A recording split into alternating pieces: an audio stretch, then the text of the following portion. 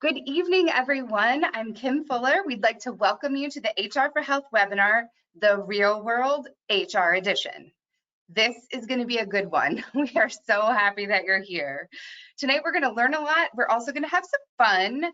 We're going to test your HR knowledge and review some practice owners' missteps. Presenting tonight will be Dominic Kelley, an HR specialist with HR for Health for 3 years. He's heard it all. He's ready to break it down for you. And Jill Hasselmann, the Director of Business Development with extensive experience in hour and wage laws and employee relations. If you have any questions as we go along, just enter them into the Q&A box and we will get to them if we can. So I know you're ready. You're all ready for the drama, right? So without further ado, this is the true story of office managers picked to lead HR, not knowing all the laws. Find out what happens when office managers stop being polite and start getting real. The Real World HR Edition. Take it over, you guys. Hi, everyone. As we know, the show The Real World is known for its drama. And while I personally was not supposed to watch MTV while I was growing up, if I could sneak a peek of anything on that channel, it was always The Real World. We knew that we could count on the juicy drama. And as Kim mentioned, the show helped us to inspire tonight's theme for our webinar. We hear a lot that, this won't happen to me from doctors around the country as we talk to them, or that would never happen, that's too crazy. And the reality is, no pun intended, that we hear a really crazy stories throughout our time, day in and day out. Our team answers HR questions. That's part of what we help with. And Dominic is one of the best. If you are a client of HR for Health, I'm sure that you are excited to put a face to the name. And he's always on the phone fielding the craziest situations. And so what we want to go through tonight are those situations. We're going to give you the drama. We're going to give you the juicy details. Of course, I do feel it's important to comment that we have changed some details or limited some if it would incriminate anybody that's on this call. So don't worry. And if you feel, oh my gosh, that's my scenario, it's actually probably not. It's probably someone else's, but it's just so common that it's happening day in and day out. So our goal tonight is to take out the idea of this won't happen to me, or, that's human nature. And the reality is these scenarios can happen to anyone. And we want to make sure that you're prepared should they come across and not try to handle them yourself. I think you'll see that's a common theme tonight. Dominic has helped people through these situations as a professional. We want to make sure that we can help on that. And HR for Health, to give everyone a little backstory, our goal is to help medical and dental practices to stay compliant. So we're doing this through HR advising. This won't happen to me thing until it does, and you don't want to have Google as your only resource. So we're going to, again, present these questions that are coming up day in and day out. Make sure that if you are doing these things, how can we help you to prevent them? And how can you pair a software solution to make sure that you're able to do that? So as HR for Health clients, all of you on this webinar tonight, we're going to bring up pieces of the software that is going to help you to handle the HR situation. So we always, we love to pair our HR advising with the software. And Dominic's going to talk a lot about how he uses that when he's helping through the situations that come up. So to jump right into it, first and foremost, we are going to test your knowledge. So we're going to go through some of the juicy HR situations that have come our way. And we actually want you to answer, how would you handle these situations? And Dominic will then give you all the drama of the backstories of what he advised. And then we want to go through some more common HR mistakes that are happening and how do we advise on those? Because we do hear from a lot of doctors of, okay, I'm doing this wrong, but how do I get myself out of this hole? And so we're going to make sure that all of you feel comfortable with doing that by HR experts, which is Dominic. And then last but not least, as Kim mentioned, please put your questions in through the question box. A huge part of tonight is, yes, we've gathered what are the real situations that are happening, but give us more of your real situations. This is an hour where you essentially get free access to an HR advisor. And so use it, milk us. Put your questions in for Dominic. I don't think we've seen something that can stump him yet. So use this time to be able to say, hey, this is what I'm going through, and we'll make sure to help you out. Before we jump into it, per usual, if you've attended our webinars before, we always want to make sure that we're giving you some resources to help you, whether you're an HR for Health client or not.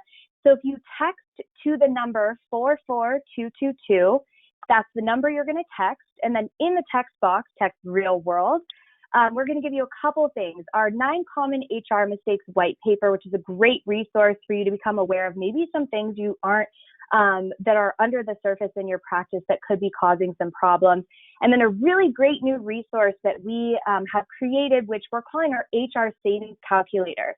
So this calculator will give you an idea of how much is your HR really costing you? How much is your task management costing you if you're paying an office manager to do some of these things that maybe we could automate? So really, really great tool. I'll show this again at the end, but of course, as always, we want to kick it off with something great to make sure you all feel supported going into it. So as I mentioned, the way we're going to start tonight is let's go through these real world scenarios. And I'm going to kick it back to Kim, and we're going to bring Dominic into the picture and welcome Dominic and go through a couple scenarios, and we're going to ask you to submit in the polls how would you handle this situation? Then we'll give you again all the juicy gossip of really how it should have gone down. All right, you guys, I'm super excited. Here comes our first poll coming right at you. A male employee feels ganged up by our female team. When they try to give feedback, he gets mad. We met, but he stormed out. What are you going to do? Allow the situation to work itself out, act as a liaison for communications between the team, reprimand or terminate employees that are ganging up on others, reprimand or terminate the hot-headed employee. So, okay, we've got 12% have voted. Come on, guys. Let's get in there. I want to hear what you have to say. I want to see what your what you say. Oh, it looks like we've got a lot of people are going for one of these. So let's hope that they're right. Okay. And if they're not right, that's why we're all here. So that's okay. Dominic, do you have any thoughts on this before we close the poll? Most definitely. So you want me to just go ahead and answer? No, you're good. I'm just, what would be something that we've got 57% voted. What would be one that you've heard that isn't the right answer that people have chosen? That would be A. A lot of people think that these things are they're just gonna work themselves out. So that is a common one. A lot of people are not fans of confrontation. They don't want to deal with these situations. Mm-hmm. They like to work out on their own, and typically that doesn't work out for them. I love it. Okay, so what we got was actually 90% said act as a liaison for communication, and 10% said reprimand or terminate employees. So what do you guys think? How did they do? Well, 90% of them did great. That's pretty good. So I can definitely understand the other 10% that are wanting to terminate people. You know, a lot of what we do here is we act as an outside third party that gives an unbiased, or to our best ability, an unbiased perspective. So things like these, they can increase tension, make you want to react immediately. And so what we're here to do is say, hey, let's take a step back and assess the risk here and get everything settled out. So in a situation like this, what this employee is saying is happening to him is that ultimately he's being harassed. And once you get a complaint like that, this is something that you do have to address and you do have to make an effort to resolve, or else you're going to have some liability from the employee who feels like they are being harassed. So what went down in this situation was the employer made that effort. They said, hey, look, we can't have one employee feeling bullied. We're not going to have that, okay? They did what they were supposed to do. But once they reached that point, they got some kickback from the employee that was actually originally reaching out for help. So that turns into a different situation altogether. I wouldn't say altogether, but it turns into an additional situation. Again, they've done what they needed to do. If this employee doesn't want to help them out and help reach a resolution, then you have to make additional decisions. Ultimately, that comes to the point of how much risk you're willing to take, what kind of environment you want in the office, and how are we handling this when ultimately he's not willing to work with anybody at this point. At that point, it comes to, okay, we've gotten past this issue of them ganging up on him. They know not to do this. It's not going to happen anymore from them. Now we have this employee. He's being a little bit confrontational. Now that we've reached the point to where we're ready to resolve, what do you want to do with him? In this situation, they let him cool down after a sufficient amount of time, I would say. They gave him a day or two. And then once they gave him that cool down time, he was ready to work. He apologized. He said, hey, look, I was in an emotional state. These things happen. We helped the employer kind of look at it from, again, a third-party perspective of, hey, look, this probably built up. He had a bad day. You did your job. Let's move forward on this. And eventually we were able to come to a resolution to where we set the boundaries. Everybody knew what was and was not acceptable. And then we reaffirmed what steps to take if you feel like you're being singled out or bullied. And ultimately, we haven't had really any issues from that practice since, because we were able to guide them on all these steps and how to handle anything in the future. I love that. So good, Dominic. You're awesome. Let's move on. Let's do our second poll. An employee kicked her boyfriend out. He wants to talk to me about her. I don't want to, but I'm worried about in-office safety. So here are our choices for this. We've got, come on people, make sure you vote. We've got lots of you out there. We want to make sure that everybody is putting their vote in. We've got, you can talk with the boyfriend to hear his side of the story, terminate the employee, allow the employee to take a leave of absence, or ignore it altogether. That seems like a very popular one of the choices is just ignore it. We'll see what happens. All right, you guys, 23% have voted. Come on, give me some more votes. We've got a strong contender right here. Looks like allowing the employee to take a leave of absence is a strong contender. Okay, I'm gonna close the poll in 5, 4, 3, 2, and 1. So 66% say allow the employee to take a leave of absence, 18 talk with the boyfriend to hear his side of the story, and 16 ignore it altogether. All right, you guys, what do you have to say about that? Most everybody was on the right track. So let's discuss why the other ones weren't right. So talking to the boyfriend and hearing his side of the story, just to be blunt, you don't want to be involved in your employees' personal lives. One way to think of it ultimately is, hey, look, that's not my business. Okay, you're not an intermediate between your employees and anybody in their personal lives. Additionally, you don't want to discuss anybody's employment with anybody besides that employee. Boyfriends, fathers, mothers, anybody. You wouldn't believe how many calls we get saying, hey, look, my employee's mom is asking about his employment, understandable. Hey, look, he's 20 years old, and then they tell me actually he's 50. But moving on from that, look, we can't be having those conversations because there is always a little bit of risk associated with that. The thing that comes from there is if you divulge any information that might have an adverse effect on your employee, there is some liability there. So you never want to get into those areas. As far as just ignoring it altogether, that is something that you could do, and it isn't as risky as the first one, but it wouldn't be something that I would recommend because ultimately the reason that allowing the employee to take a leave of absence is correct is because most states do have a protected leave for domestic issues. So you're not talking to the boyfriend, not necessarily ignoring it.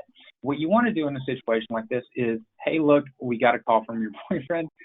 He's trying to contact you. Do you need any help? Do you want to take a leave of absence? How are you feeling about this situation? We want to make sure that you're protected in this situation.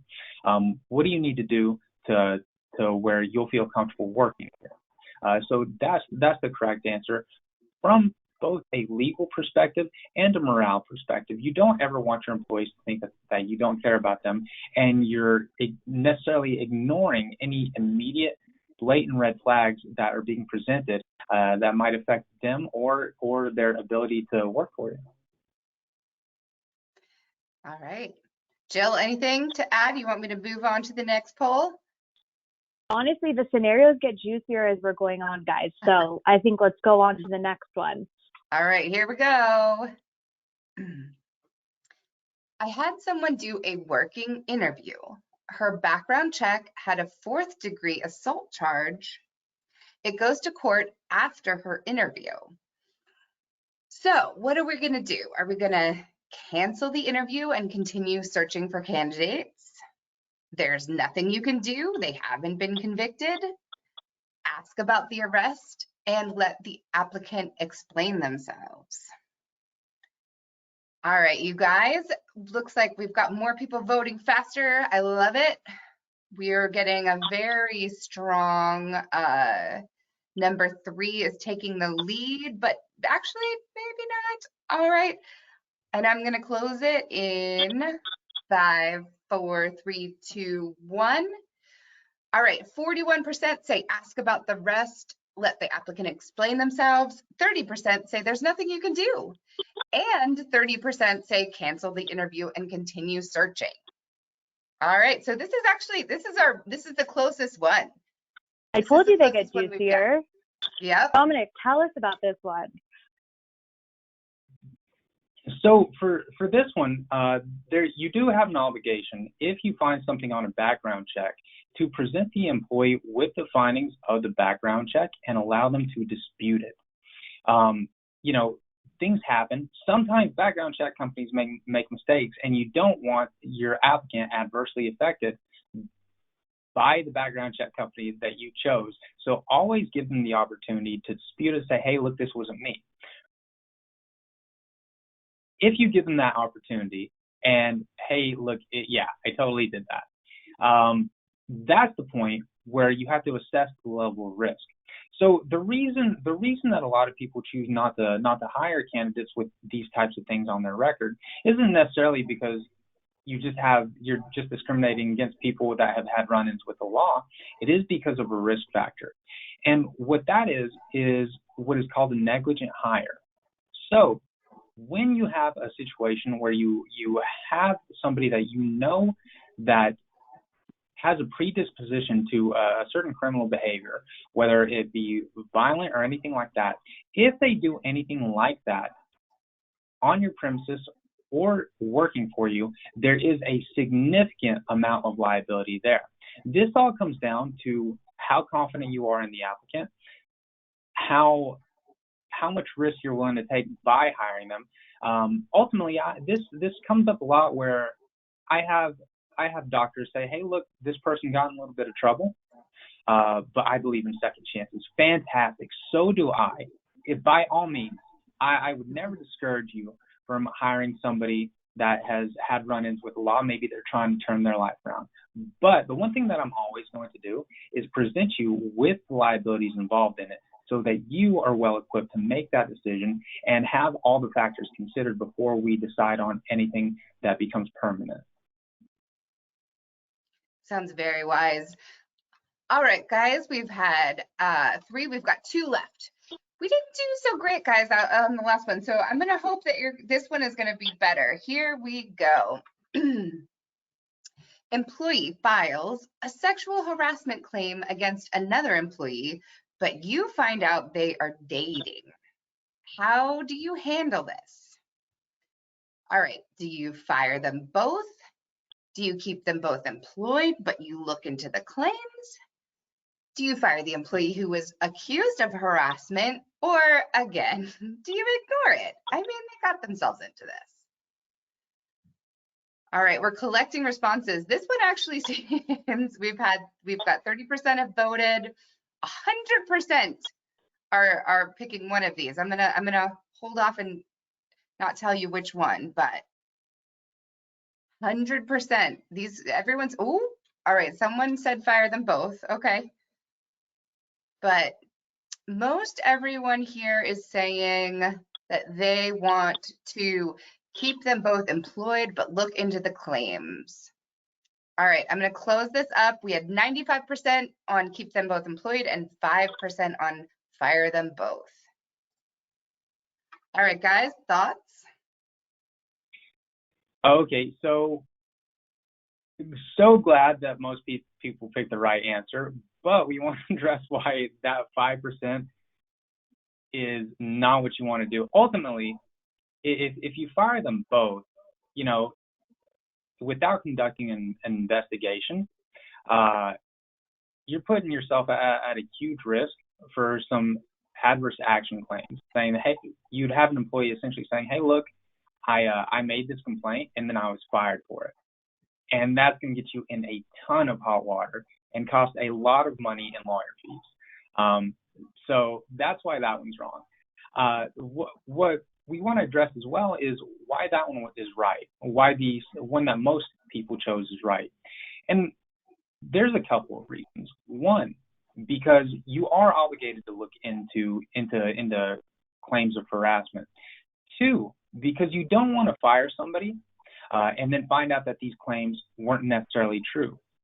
Then you have a situation where if they can prove that they were fired for something that is untrue, that you knew about, they can just get their jobs back, create an awkward situation for you, or take legal action against you. And we definitely don't want that. So sexual harassment is something that when it gets brought up, it throws out a lot of alerts. In a few situations that we've had, like this one, typically what's happened, let's say employee A makes a claim against employee B, said, hey, look, this person is harassing me. And then just for an example, I had a client that had this real life situation, said, hey, look, this has happened. I've got a complaint. What do I do? I feel like I should maybe just go ahead and terminate the employee and just be done with it. My advice was, hey, look, obligated to look into it. Ask him about it. Get his perspective before you make any, get employee B's perspective before you make any final decision. They got employee B's perspective. Turns out he was inappropriate, but didn't really understand that this was unwanted because they were dating at the time. Okay, she comes back to me and says, hey, look, what do I do with this? It looks like they were dating. Okay, ask employee A about it. See what they say. After further investigation with employee A, the result was, hey, look, we were dating and it went sour, and I just felt uncomfortable about his behavior that had happened while we were dating. It makes me feel weird. I wasn't totally ready to deal with the fallout from this, right? So ultimately, because it was at the time consensual, there was no sexual harassment. We have to keep in mind what sexual harassment is. Sexual harassment is defined as unwanted behavior or a quid pro quo. Because they were dating, it wasn't really unwanted at the time. She made this claim later after they had broken up. To address the quid pro quo, there was no power structure there. Neither of these employees had any managerial power over the other. So there was no quid pro quo. So ultimately, what this was, hey, look, these kids were dating, went south, there's no harassment here. What do you want to do? So after discussion with this doctor, we felt that it would be best to, she liked both employees. We felt that it would be best to just have a talk with both employees and set boundaries moving forward. Because again, at this point, there had been no harassment. But ultimately, the discussion with the employees was, okay, here are the boundaries. Moving forward, we're going to have a zero tolerance policy for anything that happens between you two. Any flirting, anything inappropriate, zero policy. But again, once the boundaries were set, the employees are totally comfortable with it, totally understood what was expected of them, what appropriate behavior was, and they've been a pretty happy practice since then. I love that. All right, you guys, this is the last one. Gotta say, you did really well on number 4. So let's see how number 5 goes. All right, here we go. An employee comes in behaving differently. Their behavior seems erratic. You believe they might be under the influence. Okay, let's see, what can we do? Number 1, there's nothing you can prove, so there's nothing you can do. 2, they are clearly under the influence, so you must fire them. Number 3, order them to get an Uber to go get drug tested. Or number 4, ask another employee to keep an eye on them. All right, guys. Ooh, this is heating up already. I can see, oh, okay. We've got 3 answers in the running. We've got 3 different ideas here. I'm kind of loving this. Oh, no, now we have 4. All right. All 4 of these have been voted for at this point. This is exciting. I feel like I'm at a horse race. Okay. Let's see. I'm going to give everyone, we've had 47% voted. Let's give it 5, 4, 3, 2, 1. All right. 55% are on number 3. Order them to get an Uber to go get drug tested. 32% ask another employee to keep an eye on them. 11% there's nothing you can prove, so there's nothing you can do. And 2% say they're clearly under the influence, so you must fire them. All right, I love that. There's a lot of answers here. What do you guys have to say about that? Okay, so let's talk about why we went with the Uber one and what should be done in a situation like this. If you have an employee that is acting erratic and you have a reasonable suspicion that they are under the influence, by all means, you can send them to go get drug tested. But the first thing you should do is document this erratic behavior to back up why you're sending them to get a drug test, because you don't want any claims of discrimination from the employee saying, hey, look, they're just drug testing me at random. I'm the only one. There's no reason, right? You want documentation, preferably in a timestamp system that says what they were doing, when they were doing it, what made you think that they're under the influence. From there, if you truly believe that you have an employee that is under the influence and you are sending them to go get a drug test, you are obligated to make sure that they get there and back safe, or get there and wherever they're going afterwards safe.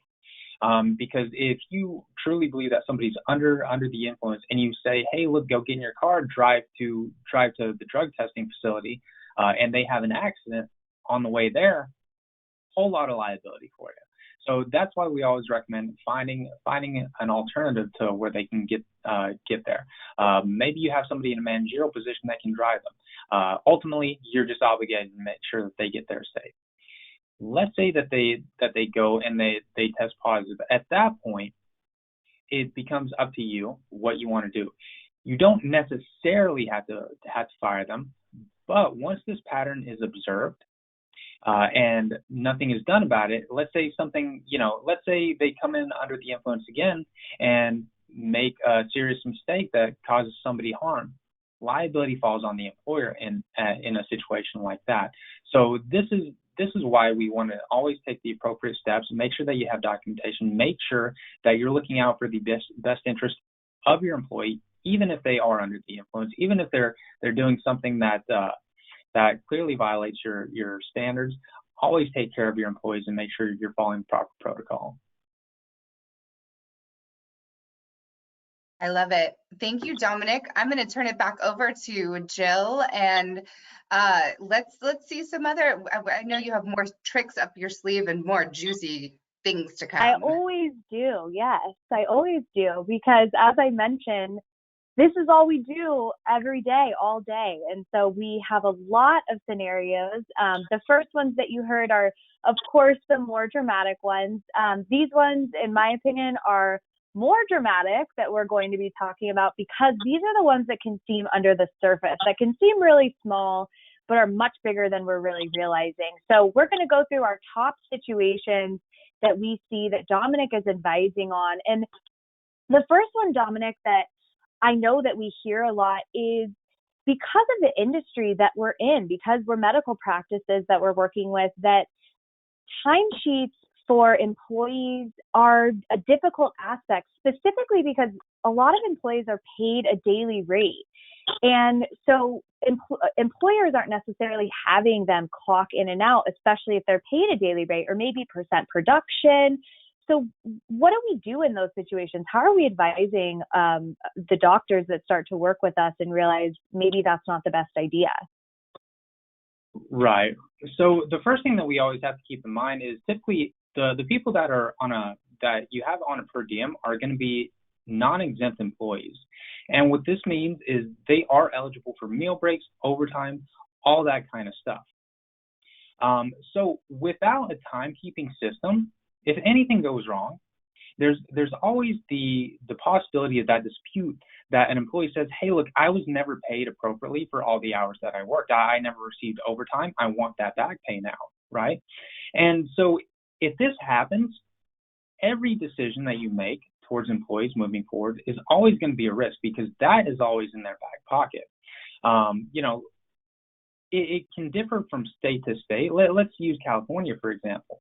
In California, we have the 8-hour rule, typically, if you don't have an alternate work schedule, that says if you work over 8 hours in a day, you're owed overtime. A lot of people aren't necessarily fans of that. I mean, as small businesses make sense not to be a fan of that. But ultimately, it's something that's obligated to be paid. Or let's say out of state, out of California, any other state, over 40 hours in a week. This isn't as big of a risk, but it is a risk because these things add up. And once you get an employee that is in a position where they're either disgruntled or desperate in their personal lives, need some extra money, that's always in their back pocket. And once that dispute comes up, without a time-stamped timekeeping system, it's your word against theirs. Let's say that they actually didn't do that. That they're making false claims, and best case scenario, you can prove that this didn't happen. They weren't working that overtime. Well, even if you can, that's going to take a lot of work to dispute. If you're writing it on paper, you're not keeping track of this, because you're going to have to do a lot of cross-referencing of your schedule versus who is working on what patient at what time, and that's gonna you're probably gonna have to put a third party in charge of that, and that's going to cost you even more money. Or if you want to do it yourself, that's going to take months to go back and prove your case. So I mean, always use a timestamped timekeeping system. And the statute of limitations for that is like 3 years, right? They can go back. Yeah. It's not just their current time cards. Yeah, typically 3 to 4 years. So let's say you have somebody that's worked for you for 5 years. They've been a fantastic employee. You've been doing things this way, and then something happens. Well, that's 3 to 4 years that you're going to have to go back and cross-reference or hire a third party to audit it. It's just a lot more time-consuming and expensive than it needs to be. Yeah. And as Dominic mentioned, some of our HR for Health clients actually don't realize that our time clock is designed completely with you in mind. And one of those features of the time clock is that you can have your per diem employees clock in, and we'll do that overtime calculation if they're ever owed overtime. So you don't have to worry about the daily rate versus overtime. We do that calculation. Same with if you're paying percent production, percent collection. Obviously call us if you have questions about how to pay your employees. You'll probably notice a theme, and you'll notice our time clock is continuously protecting our clients against these claims because they're so common, because your practices are set up in a way where you have to pay daily rates. That's common in the industry, but we still want to track that time. So if you have any questions, make sure you reach out to our team so that we can help you get set up. All employees should be using the time clock, even exempt employees, honestly, but definitely your per diem, your percent production, percent collections. Our time clock's doing that for you. So if you're not currently using it, make sure you call us. So our next situation, very common this last year, right? My employees are taking too long to put on their PPE, Dominic. Do I have to pay them for this time? Because they are like slower than slugs. What do I do? Yeah, so anything related to their job tasks or duties is time that they need to be compensated for. So like you said, this has come up a lot this year because there's a lot more PPE that people are having to put on, and it is taking a lot of time, and it wasn't necessarily planned for. So huge learning curve in planning the schedules and everything like that. And the biggest complaint is, hey, look, this puts them into overtime because they're taking so long to do it. But like I said earlier, ultimately it's related to their job duties, so they have to do it, or they have to be paid for it. And the pushback that I get on that a lot is, okay, well, if I have to pay them for it, how do I resolve this issue? Again, this is a task of their job, so you're going to want to treat it in the same way as any other task of their job. If you had an employee that's taking too long to write up a report for you, to get a patient in the door, any of that, you would have that conversation that says, hey, look, this is taking a lot longer than it should. What's going on here? Why is it taking? Are you malingering? Is there something that we can do to kind of expedite this? Can we make this process faster? Just have those conversations, address it. You don't want to be there just stressing out over the time and then just not paying it and hoping that they don't notice. Pay them for this time. If it does become an issue, have those conversations. If it continues to happen after you've had those conversations, then you're open to take disciplinary measures, up to and including write-ups, or in the most extreme scenario, a termination if it just continues after everything else. They're blatantly disregarding. If they're just intentionally trying to milk the clock, absolutely, right? Most definitely. Yeah, and I think something to note here is that keep in mind, if you're not going to be paying employees, that would mean that something is voluntary. And as Dominic mentioned, this is part of their job. So it's not a voluntary, their attendance is not voluntary. Like if you were doing a voluntary training and saying, hey, I'm not paying you for this time, it can't be directly related to their job in order to not pay them. So the criteria is just not being met there. And it's a behavioral issue to definitely address and document. And again, going back to the time clock situation, you're going to be able to see time worked down even to the second of the decimal place, and that managers are approving time for them so that if they are milking the clock, you're able to address that right away and get that documentation in our system. And we'll talk about that in a little bit as well.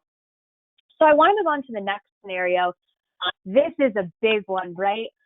My employees claiming that they weren't paid for hours worked. I think Dominic's probably chuckling to himself of all of the scenarios we tried to compile that really boiled down to this, clients saying things like to their employees prior to coming on to HR for Health and being able to get this advising of, you know what, if you ever are forgetting to clock in, just write those hours somewhere and then I'll go ahead and pay you for that. I'll make sure you get paid. Well, what do you think happens? Another situation of an employee claiming that hours were taken from their timesheet. The manager was actually taking hours off their timesheet. So Dominic, help the people viewing right now. How do they deal with this? I mean, it's scary. We know wage and hour claims are already super high, even if we're doing everything by the book. And so what do we help them with? What do we tell them the solution is when these things come up? So the solution to this is always going to be a timestamp timekeeping system. Really, there's no other solution because ultimately, once you have this in place, there's no dispute. So we've had a lot of these claims, and we've always been able to get to the bottom of it in a relatively short amount of time because our system keeps track of who changed what at what time. And we found things both ways. We've had situations where I want to say the most outrageous was an employee was claiming that they weren't getting paid. Okay, cool. Let's run that audit. Let's see what happened. Turns out they were manipulating their timesheets to actually be paid more. Okay. There was one day where there was a mistake by the office manager. That was resolved. She got paid for that. But once this audit happened, they went back 2 years and found that every week she was adding a random 3 hours just over the course of the week by editing the time system. So, easy resolution there once they were paid for that time that they weren't paid for. Obviously, time theft is a huge situation, so they were able to get rid of her relatively risk-free. And like I said, we found it both ways. We found where the employee made this claim, and we had a conversation with the doctor. We did that audit. Hey, look, they actually aren't being paid for this time because somebody in a managerial position with this access is actually deducting time. They're deducting overtime. They thought that the employee was taking too long to do something, so they clocked them out. And like I said, it always shows who did it and when. So we're always able to get these situations resolved either way. Obviously, if the employee is in the right, that's a little bit more of a sting to the employer, but better than not knowing and not paying and then getting hit with a wage claim. Yeah, and this is where the handbook and a time clock really come together in a marriage, right? Because we're using their handbook policy to put those expectations in place that a lot of people don't know this, I don't think, Dominic, that it's actually the employee's responsibility to make sure that their hours are correct, right? Every time payroll's run and daily, that's actually their responsibility. And so the handbook is outlining that, and then the software makes it so that it's bulletproof. There's, the before and after. So again, if you're an HR for Health client, you're not totally using the time clock, call our support team. They will make sure they get you set up. You can see from these screenshots, you can see the before and after. The managers aren't actually editing anything. They're just going and approving that time off request. So there's a really clear audit and you're protected should there ever be any sort of dispute. So really important. Moving on to the next scenario is, is what happens with performance issues and reducing pay. I think that we hear this a lot, right? And Dominic and I were having a really great conversation last week when we were putting together these scenarios, and he was telling me that a lot of the times a client will call in and say, an employee is doing X. And Dominic, what's the very first thing you ask them when they say this is happening all the time? The very first question I ask, do you think that they can improve? Are they beyond the point of improvement? Are you wasting, are you going to be, do you feel like you're wasting your time trying to get them to improve? Have they reached that ceiling? Yeah, because what happens after that is usually they will say, it's a yes or no question. And then when they say no, then Dominic, if they say no, I don't think that they're going to improve, usually what's the next thing you advise them on? Well, what I typically advise is immediately documenting all of the situations that they've had where the employees is not listening to them, is not performing adequately, is not doing what's expected of them. Go ahead and document that immediately. Document it somewhere that is timestamped. Ideally, it would have been done before we reached this point, but it's better late than never. Yeah, and I want to ask you about what's the risk here? Because if we're reducing pay or reducing hours, sometimes that has to happen, but what's really the risk of doing it around performance issues as a way to address the performance side of their day with you? Well, there's a few issues with it. The first one would be the legal aspect. We want to make sure to take care of that because, again, a lot of employers do this in an attempt to make the employee quit. And they go, you can reduce pay and you can reduce hours, but it has to be reasonable. If it's unreasonable and you reduce pay and hours by so much that it's no longer feasible for the employee to continue working for you, then that is something that's called a constructive discharge. Again, it's essentially just making the employee quit without firing them. A lot of people think you can do this relatively risk-free. That's not the case at all because this is pretty cut and dry. If you do that, it puts you at a huge risk for a wrongful termination from your employee saying, hey, look, they just put me in a position to where I could no longer work for them. I had to quit. I had to go find something else because they put me in a horrible financial position. Right. Yeah. And what we would say too, in terms of using the product, if you haven't used our violation section or the documentation for performance management, we actually make it where, and Dominic, as he mentioned, is use this as a way to document progressively. So it might not seem like a very big deal at first, but then over time it kind of keeps happening. If somebody calls us and says somebody's late constantly or somebody is absent constantly, we want to make sure that there's that documentation along the way. So the system will do it automatically in a lot of situations, especially when it comes to attendance, being late, things like that. But we also you can document things in your employee's file where they can't actually see it, but it still documents it with that date and time stamp that's super important. Also, we can have it where you just send it to them. They can see the violation. They can see that documentation, but it's not going to be severe enough to say, hey, sign this. And then there's also the third type, which is this is so severe you need to sign this. And I think Dominic will say when our clients call in, that's one of the first things our team looks at if somebody wants to fire is do you have the documentation. So using that module is really important. And again, if you have any questions, call our support team. They will definitely help you. So next situation, we get a lot of questions on vacation and sick leave, don't we, or PTO. You know, it seems like our clients really want to be competitive with other offices. Recruitment, we did a whole other webinar on that before. We'll make sure that we get you more information on that because we know it's a very hot topic. But a lot of the time, sick and vacation and PTO are used as a way to get candidates to be more enticed by, hey, come work for us. And in that process, they can sometimes try to get a little too creative, I guess we could say. So one scenario that Dominic had was that a client was asking to give an employee hours up front, lump sum, 120 hours, let's say. I want to give them all up front. But if I terminate them, I want that lump sum to turn it into an accrual and they get paid out based on that. So talk to us a little bit about what that means, Dominic. How do we handle that?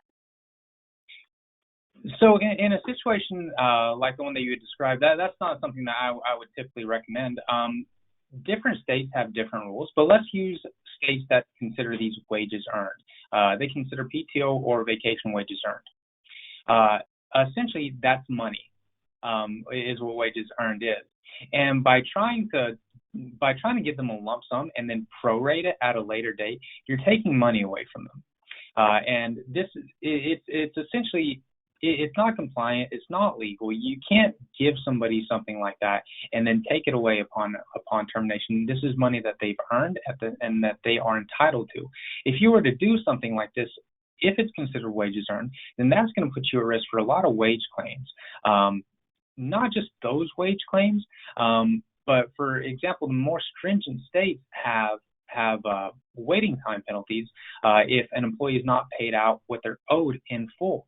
For example, one of the more stringent states is California. We have waiting time penalties of a day's worth of wages for every day that's late. So let's say somebody in California, for example, were trying to do this. They prorate it. They don't give the employee what they're owed. Okay, the employee says, okay, cool. I'm coming back in 30 days. Once the maximum waiting time penalty fees have been reached, and you're going to owe me 30 days worth of wages. There's ways to dispute that, but attorneys aren't cheap. So that's really the only recourse you have in situations like that. As far as other states where it's not considered wages earned, you're just going to, and let's say we can make this work with some language.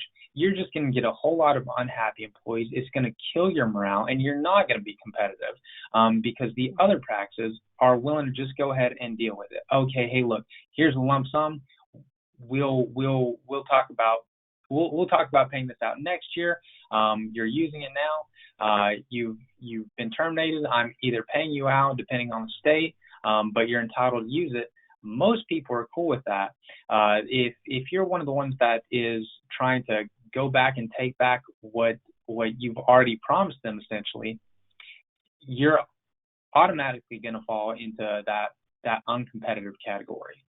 Mm-hmm. Yeah, very important. Great. So next scenario,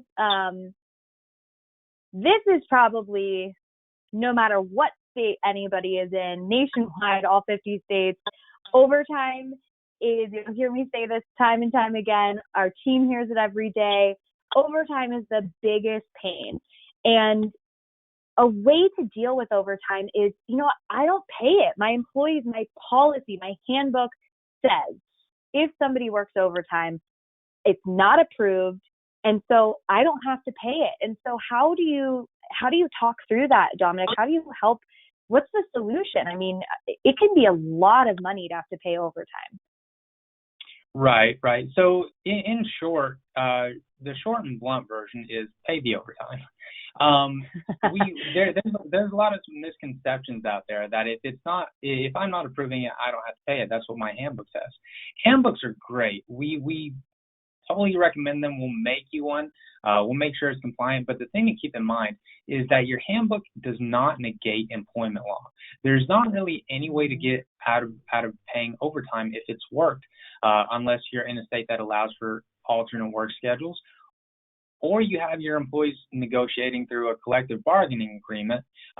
But that's not worth you're essentially trading overtime for having unionized employees. So that's not something that we would at all recommend. So pay the overtime. If you're having situations where the employees are working unapproved overtime, then that's a performance issue. That's a conversation that you're going to want to have with the employee of, why is it taking you this long? I'm not approving overtime. I'm still going to pay it, but now this is a disciplinary issue. I have to write you up because you're going against the policy of working unapproved overtime. Again, still paid, but you are being disciplined for it. And if it continues after you've had these conversations and you've exhausted all efforts to resolve the issue, then that's the time for decisions to be made. And potentially you might have to just separate entirely from the employee if you are finding yourself in this situation repeatedly.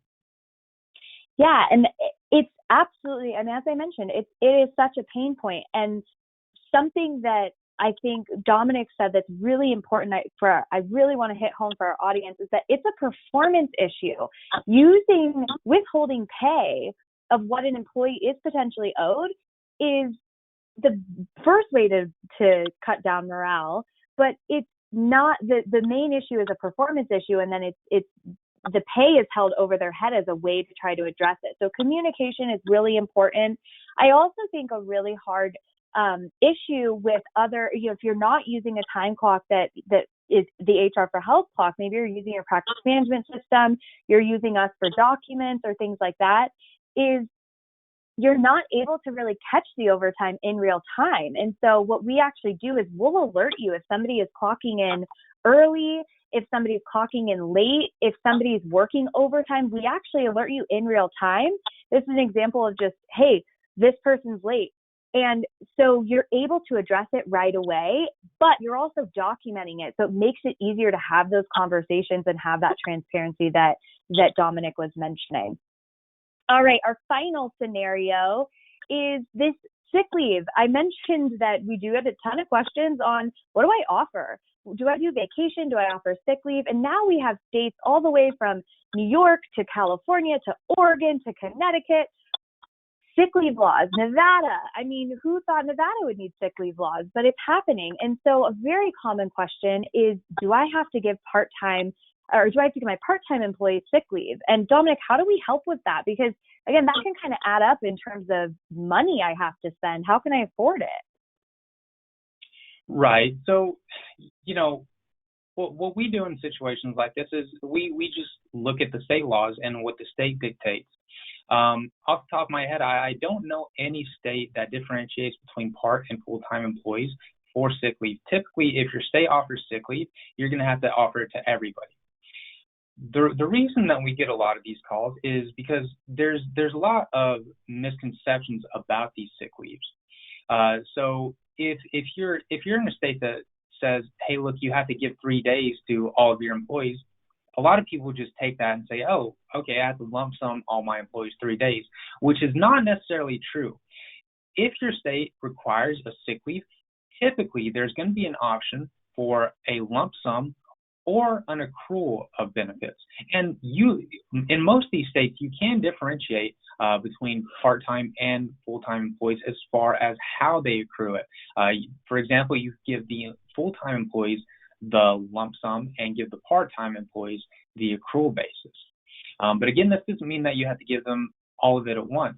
The per hour accrual method for this is really beneficial, I would say, to both sides, because ultimately you're just going to be giving the employees what they've earned from the hours that they put in. The typical accrual rate is 1 hour for every 30 hours worked. So let's say you have somebody working part-time and they're working maybe 10 hours a week. They're going to have to work 10 regular work weeks for you, or 3 regular work weeks for you, just to get 1 hour of sick leave if they are using a similar accrual method. And some states have accrual methods that are actually less than that. So never think that you're going to have to just lump sum everybody that full 40 or 24 or 48 hours, whatever it may be. There is typically always the option for the accrual method, and our system can actually just figure that out for them. If the employees are clocking in, we just set up the benefits, they clock in, and that gets added in. Yeah, I think Dominic makes a great point there. I think a lot of the times what's also hard is to actually keep track of that accrual. So as employees are using the time clock, again, whether they're per diem, percent production, percent collection, regular hourly employees, exempt, we can make sure we're tracking that accrual for them. And then the employee can just see it right in the system. They can request it, because that's another important part about the sick leave law is wherever you are in all states that have some sort of law says employees have to be able to have access to those hours and be able to view them, take them when they want. And so the system allows you to do that. And then what's also important is that you have your handbook policy that is written into the law. You have to have a policy written of what your sick leave law is or what your sick leave offering is. And that can be different for part-time employees, like Dominic was saying. So you can have a policy for part-time and a policy for full-time. And there are always documents that come along with the handbook. So you want to make sure you have the tracking of the accruals, you have the policy in your handbook, and then you also have the wage notices that always come with this beautiful sick leave that's all in one place through the system that's sent to your employees to sign off on so that you're totally bulletproof and covered. So as we wrap up tonight, I do want to, at a high level, give another overview of here's how HR for Health is helping you. If you're an HR for Health client, make sure that you're utilizing all the systems that we have in place, the handbook, the HR advising, and then all the documentation, timekeeping, performance management we have in the system. Just even something that's tracking like breaks and lunches. We're doing that for you through the time clock.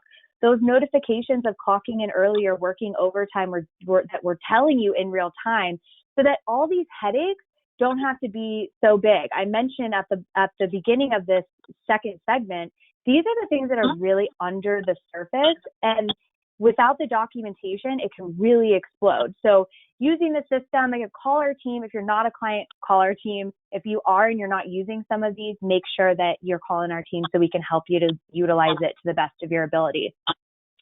As we wrap up, before we switch to questions, I know we're almost right at time. I think we have time for a couple questions though. Just a reminder, if you text the word real world to the number 44222, that you will get not just our 9 common HR mistakes, but that HR savings calculator. So especially if you're somebody who's doing a lot of processes manually, this is going to help you to see how much does my time really cost? How much am I paying per year where I could maybe automate some of these things?